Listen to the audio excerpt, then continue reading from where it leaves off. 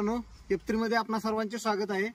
आपण फर्टाईल फार्मच्या super सोनागाच्या plot मध्ये आहे आणि ह्या प्लॉट मध्ये आपण इथ्रेल ऍप्लिकेशन करताना घ्यावयाची काळजी आणि इथ्रेल ऍप्लिकेशन कसं करायचं याविषयी माहिती घेणार आहोत। इथ्रेल ऍप्लिकेशन करताना सर्वात महत्त्वाची बाब म्हणजे जमिनीमध्ये मॉइश्चर 50% पाहिजे। इथ्रेल ऍप्लिकेशन करताना अतिरिक्त पाण्याचा ताण किंवा कमी पाण्याचा ताण ह्या दोन्ही गोष्टी नाही पाहिजेत।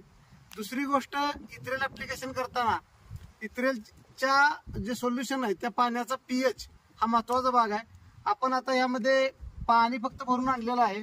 त्या पाण्याचा पीएच आपण पाहू शकता।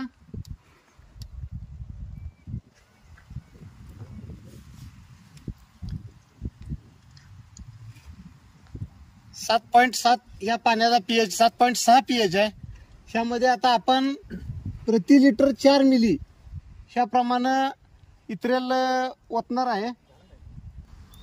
यामध्ये आपण प्रति लिटर 4 मिली इथ्रेल आता टाकलेला आहे। इथ्रेल टाकल्यानंतर पाण्याचा पीएच किती येतोय आपण पाहणार आहोत।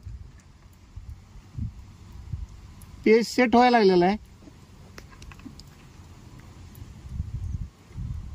साधारणतः 3.2 ते 3.3 इतका पीएच ह्या पाण्याचा येणार आहे। यामध्ये आपल्याला पोटॅशियम बायकार्बोनेट म्हणजे पीबीसी अशा पद्धतीने मिसळायचं आहे की ह्या पाण्याचा पीएच आपल्याला 4 ते 4.5 मिली 4 ते 4.5 याच्या दरम्यान राहिला पाहिजे।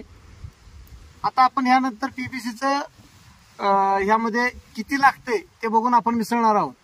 आपण पोटॅशियम बायकार्बोनेट आता टाकून घेतले आणि पाण्याचा पीएच किती झालाय आपण आता बघणार आहे।